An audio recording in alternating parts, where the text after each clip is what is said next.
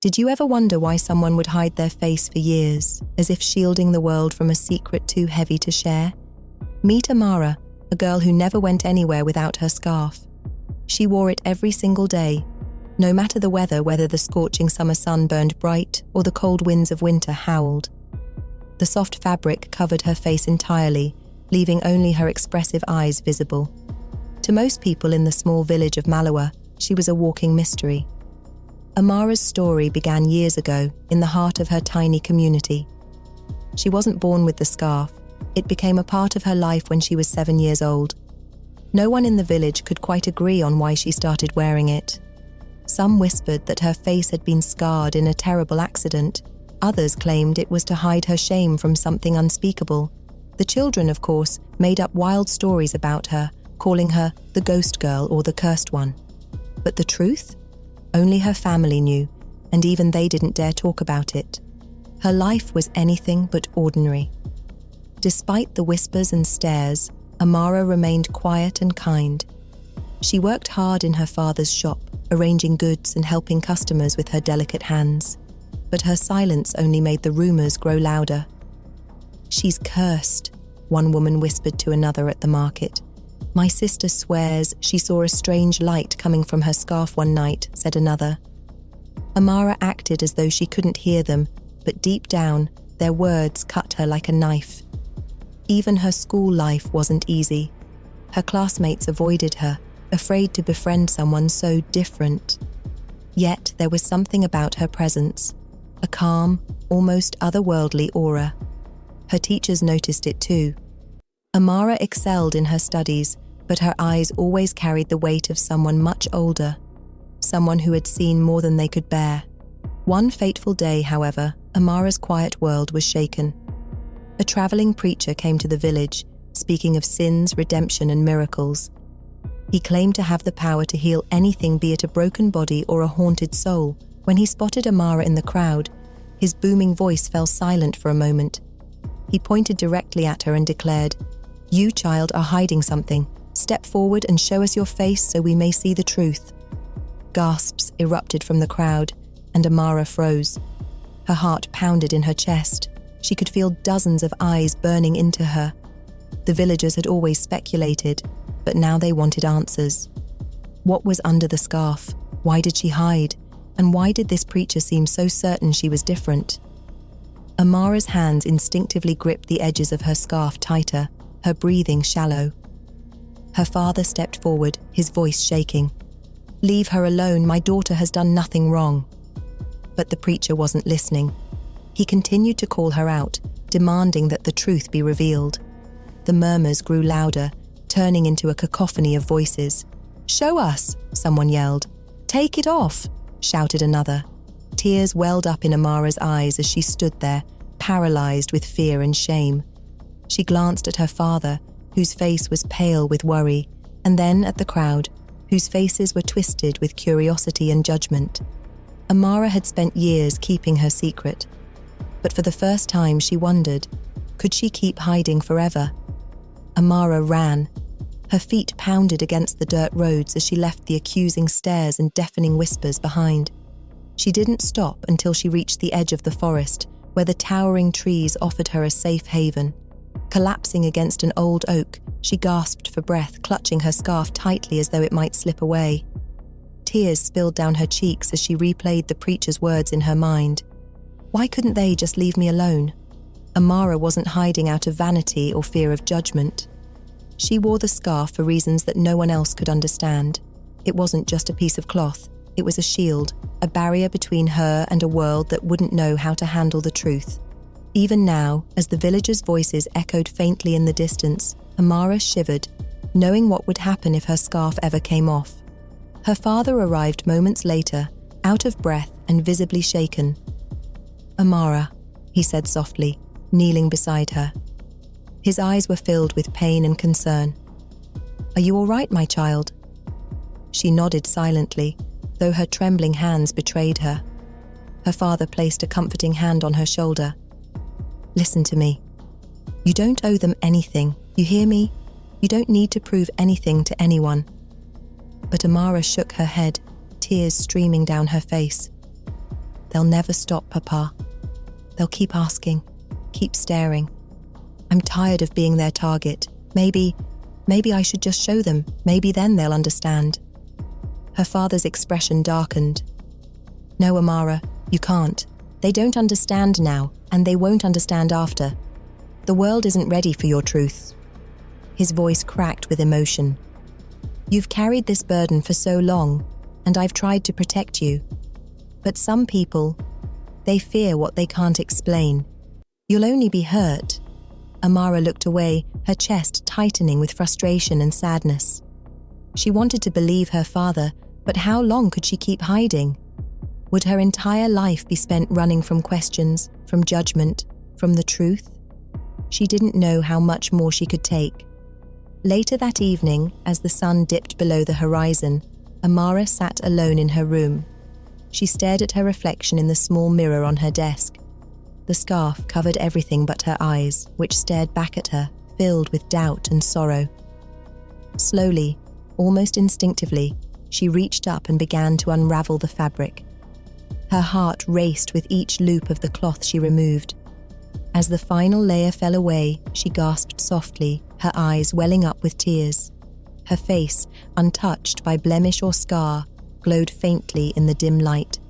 But it wasn't just beauty that reflected back at her. It was something far more profound. Her features seemed almost ethereal, as if they didn't quite belong to this world. It was a face that could bring joy or heartbreak, depending on who looked upon it, and she knew it. She had seen it before. Years ago, when Amara first discovered the truth about herself, it had been by accident. She was 7, sitting on the porch with her older brother, Elias. He had teased her, calling her names and tugging playfully at her scarf until, with one quick pull, it came off. The joy on Elias's face vanished in an instant. His smile faded, replaced by wide, tear-filled eyes. He tried to speak, but no words came out. Instead, he crumpled to the ground, sobbing uncontrollably. Amara had panicked, calling for her parents. They rushed to Elias's side, but the damage had already been done. He couldn't explain what he had seen, only that it was the most heartbreaking thing he'd ever experienced. From that day forward, her parents made her swear to never remove the scarf again. "You're special, Amara," her mother had said, cradling her tightly, "but the world may never understand." Now, as Amara stared at herself, the weight of that memory pressed heavily on her chest.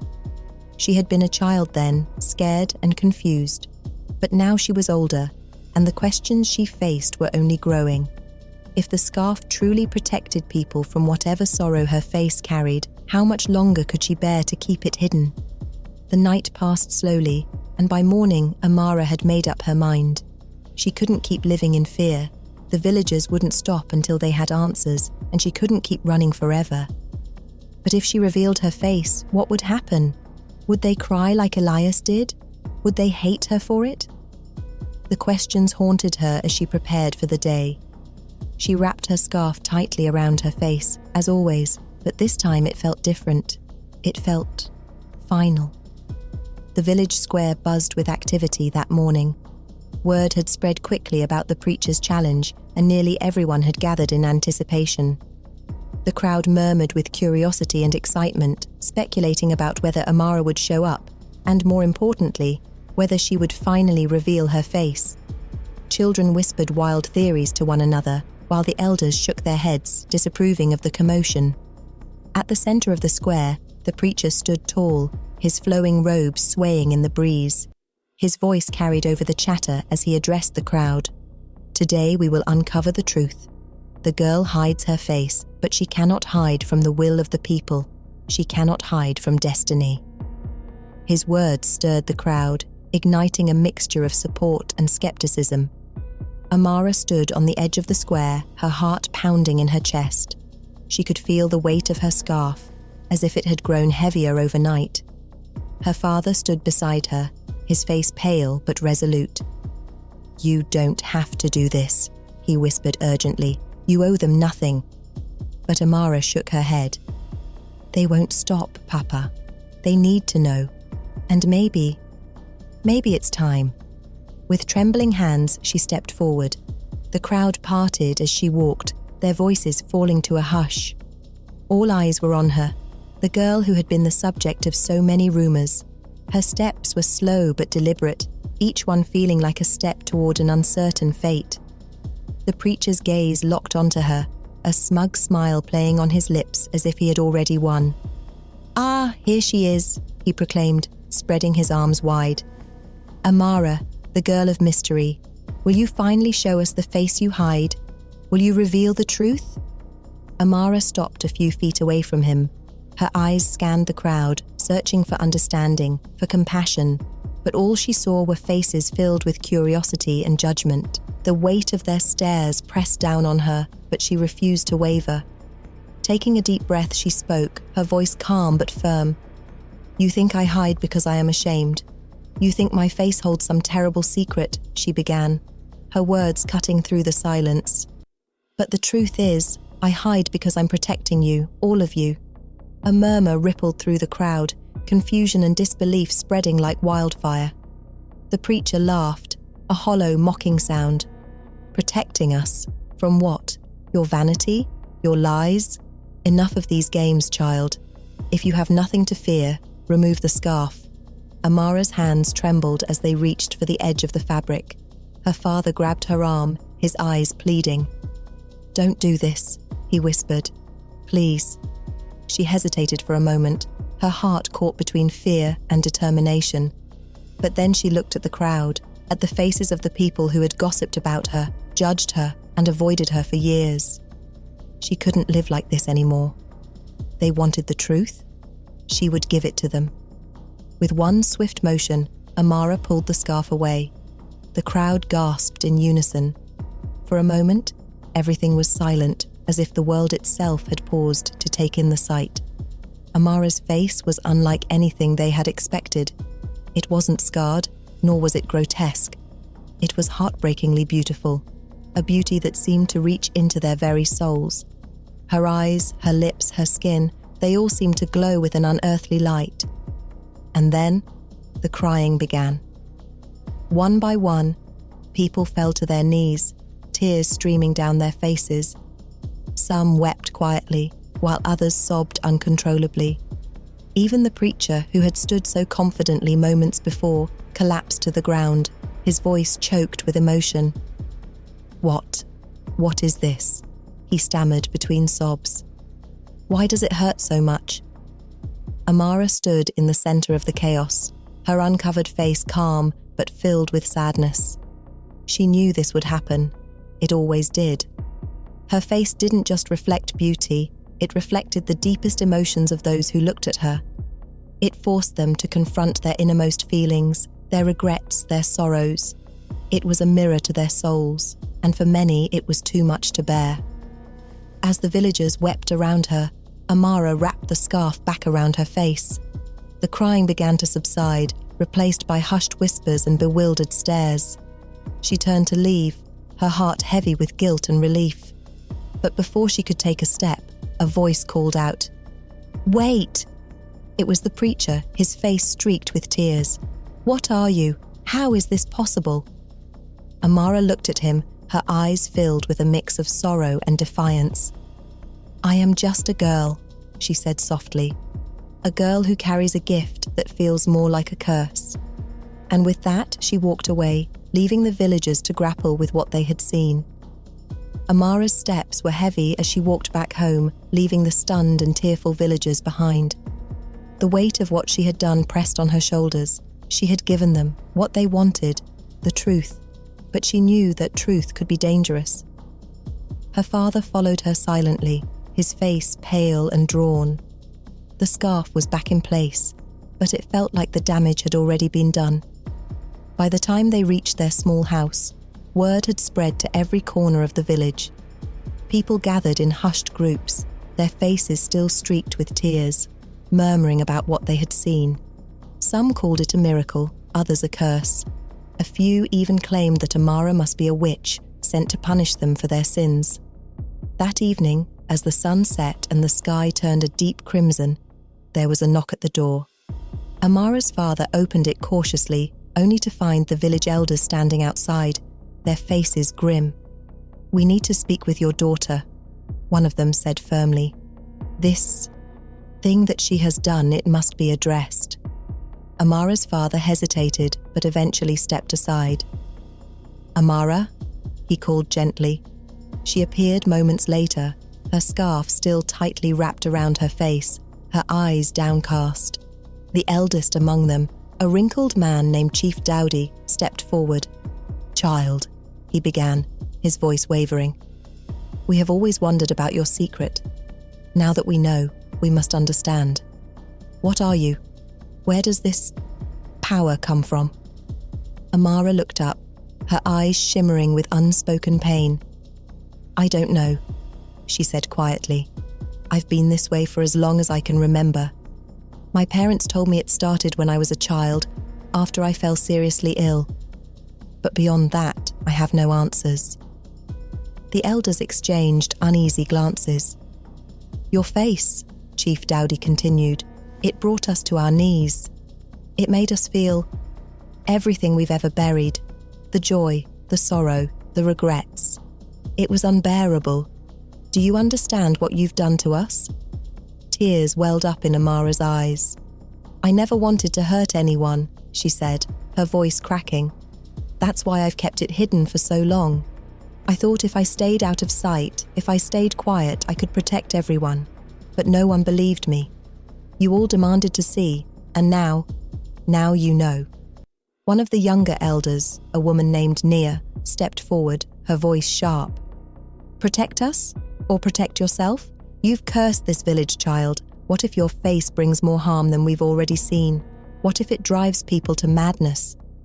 "Enough," her father interjected, his voice firm. "My daughter is not a curse, she's a person. A kind, gentle soul who has spent her life shielding you from something you couldn't begin to understand.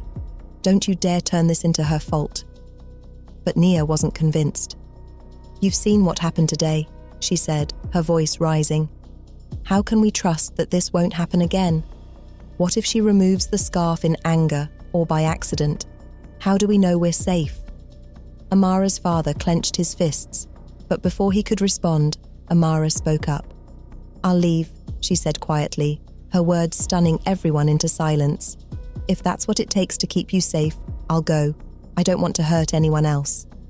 Her father turned to her, his face filled with despair.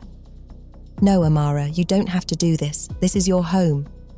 "It's not home if everyone fears me," she replied, her voice steady despite the tears streaming down her face. "I've tried to hide, to live quietly, but it's not enough. If my presence causes so much pain, then I'll leave. Maybe somewhere out there, I can find a place where I belong." The elders didn't argue. Some looked relieved, others ashamed. Chief Dowdy nodded solemnly. "If that is your decision, we will respect it. But know this, child, you carry a power that none of us can understand. Use it wisely wherever you go." Amara retreated to her room, packing her few belongings as her father watched helplessly. "I don't want you to go," he said, his voice breaking. "You've done nothing wrong." She turned to him, her eyes filled with both love and sorrow. "I have to, Papa. Maybe it's for the best, for everyone." That night, as the village slept, Amara stepped out into the cool darkness, her scarf firmly in place. She didn't know where the road would take her, but one thing was certain. Her life in Maloa was over. The stars lit Amara's path as she ventured into the unknown, her heart heavy with the weight of the past, but cautiously hopeful for what lay ahead. The road was quiet, save for the occasional rustle of leaves in the night breeze. With each step, she replayed the events of the day, wondering if she had made the right decision. She didn't know where she was going, but she knew one thing for certain. She couldn't go back. By dawn, Amara found herself at the edge of a bustling city. The sights and sounds were overwhelming, merchants shouting about their wares, children laughing as they ran through the streets, and the smell of freshly baked bread wafting through the air. It was a world far removed from the quiet village she had left behind. Here, no one knew her name, and no one cared about the scarf she wore. Amara found a small inn and rented a modest room with the few coins her father had slipped into her bag. She sat on the bed, staring out the window at the unfamiliar city below. For the first time in years, she felt invisible. No one stared, no one whispered. It was liberating, yet unsettling. Was this what freedom felt like? Over the following weeks, Amara began to carve out a new life. She found work at a local library, organizing books and helping visitors. The owner, a kind elderly woman named Ebele, never questioned her scarf. "We all have things we wish to keep private," Ebele said one day, her voice gentle. "As long as you're kind and honest, that's all that matters to me." Amara was grateful for the acceptance, but her new life wasn't without challenges. Rumors about the girl with the scarf began to spread among the library's patrons. Children whispered about what might be hidden beneath it, while adults speculated in hushed tones. Amara ignored them as best as she could, but she knew how quickly curiosity could turn into something more dangerous. One afternoon, as she was shelving books, a young boy approached her. He couldn't have been older than 10, with curious eyes and a mischievous grin. "Miss?" he said, tugging at her sleeve. "Why do you always wear that scarf? Are you hiding something cool?" Amara knelt to his level, her eyes kind but serious. "Sometimes we wear things to protect ourselves," she said softly. "And sometimes to protect others. Do you understand?" The boy frowned, thinking hard, then nodded. "I guess so. My brother says I'm too little to understand big secrets, but maybe one day you'll tell me yours?" He smiled and ran off before she could reply. His innocent words lingered with her. Was this how it would always be? Would she spend the rest of her life avoiding questions, dodging stares, and shielding the world from her truth? She thought back to her village, to the tears her face had caused. Was hiding really the only way to live? One day, fate answered her questions in an unexpected way. A fire broke out in the market near the library. Chaos erupted as people screamed and scrambled to safety. Amara rushed outside, helping an elderly vendor carry her goods away from the flames. As they reached safety, a loud crash rang out. A wooden beam had fallen, trapping a young girl beneath it. Without thinking, Amara ran to the child. She tried to lift the beam, but it was too heavy. A crowd gathered, shouting for help, but too afraid to approach the growing fire. The child's cries pierced the air, and Amara's heart clenched. Desperation overcame her. "Close your eyes," she shouted to the crowd, her voice firm and commanding. "All of you, now." Some obeyed out of fear or instinct, but a few couldn't resist the pull of curiosity. Amara pulled off her scarf, her face fully exposed to the light of the fire and the stunned crowd. The effect was immediate. Those who looked at her dropped to their knees, overwhelmed by the rush of emotions her face invoked. Tears streamed down their faces, but in their anguish they found courage. The men who had hesitated moments before rushed forward, their strength seemingly renewed. Together they lifted the beam, freeing the child. Amara quickly covered her face again, retreating as the crowd gathered around the rescued girl. She heard whispers of gratitude and awe. "She's not cursed," one man said, his voice choked. "She's a blessing." The incident spread like wildfire through the city. Some spoke of Amara as a hero, while others still feared her. But for the first time, she saw her gift in a different light. It wasn't just a burden. It could be used for good, to inspire courage, and to heal broken spirits. That night, as she sat by her window staring at the stars, Amara made a decision. She wouldn't hide forever. She would find a way to live with her gift, to use it wisely. She couldn't change who she was, but she could change how she viewed herself. And so, Amara's journey continued, not as the girl who hid her face, but as the girl who carried a gift too powerful for most to understand. She would face challenges, she would face fear, but she would also find purpose. Because sometimes, the very thing we fear most about ourselves is the thing that makes us extraordinary.